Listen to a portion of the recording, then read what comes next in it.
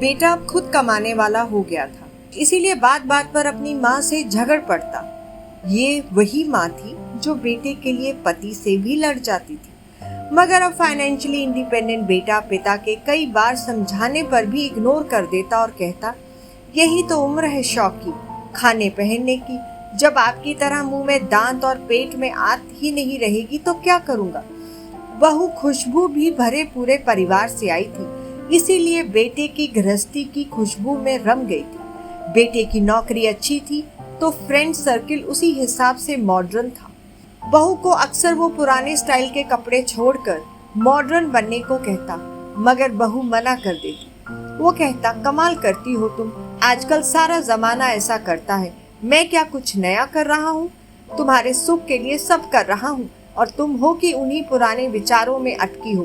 Quality life क्या होती है तुम्हें मालूम ही नहीं। और बहू कहती, क्वालिटी लाइफ क्या होती है ये मुझे जानना भी नहीं, क्योंकि लाइफ की क्वालिटी क्या हो मैं इस बात में विश्वास रखती हूँ। आज अचानक पापा आईसीयू में एडमिट हुए थे। हार्ट अटैक आया था। डॉक्टर ने पर्चा पकड़ाया, 3 लाख और जमा करने थे। 1.5 लाख का बिल तो पहले ही भर दिया था, मगर अब ये 3 लाख भारी लग रहे थे। वो बाहर बैठा हुआ सोच रहा था कि अब क्या करे। उसने कई दोस्तों को फोन लगाया, उसे मदद की जरूरत है, मगर किसी ने कुछ तो किसी ने कुछ बहाना कर दिया। आंखों में आंसू थे और वो उदास था। तभी खुशबू खाने का टिफिन लेकर आई और बोली, अपना ख्याल रखना भी जरूरी है, ऐसे उदास होने से क्या होगा, हिम्मत से काम लो, बाबूजी को कुछ नहीं होगा, आप चिंता मत करो, कुछ खा लो, फिर पैसों का इंतजाम भी तो करना है आपको। मैं यहाँ बाबूजी के पास रुकती हूँ, आप खाना खाकर पैसों का इंतजाम कीजिए। पति की आंखों से टप टप आंसू झरने लगे। कहा ना, आप चिंता मत कीजिए, जिन दोस्तों के साथ आप मॉडर्न पार्टियां करते हैं आप उनको फोन कीजिए, देखिए तो सही कौन कौन मदद को आता है। पति खामोश और सुनी निगाहों से जमीन की तरफ देख रहा था।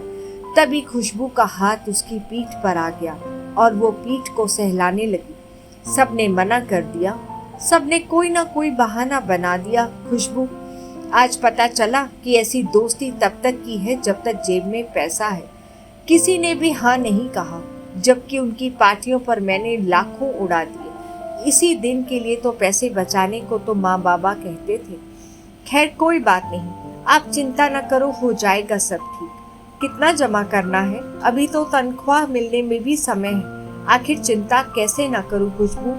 खुशबू बोली, तुम्हारी ख्वाहिशों को मैंने संभाल रखा है। पति बोला, क्या मतलब? खुशबू बोली, तुम जो नई नई तरह के कपड़ों और दूसरी चीजों के लिए मुझे पैसे देते थे वो सब मैंने संभाल रखे हैं।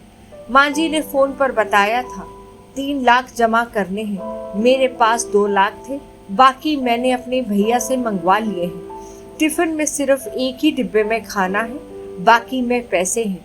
खुशबू ने थैला टिफिन सहित उसके हाथों में थमा दिया। खुशबू, तुम सचमुच अर्धांगिनी हो। मैं तुम्हें मॉडर्न बनाना चाहता था, हवा में उड़ रहा था, मगर तुमने अपने संस्कार नहीं छोड़े, आज वही काम आए हैं। सामने बैठी माँ के आंखों में आंसू थे। उसे आज खुद के नहीं बल्कि पराई माँ के संस्कारों पर नाज था और वो बहू के सर पर हाथ फेरती हुई ऊपर वाले का शुक्रिया अदा कर रही थी। दोस्तों, सही संस्कार और सही आचरण ही जिंदगी में आगे बढ़ने में मदद करते हैं और परिवार और रिश्तों को बांधे भी रखते हैं। कहानी अच्छी लगी हो लाइक करें, शेयर करें, सब्सक्राइब करें।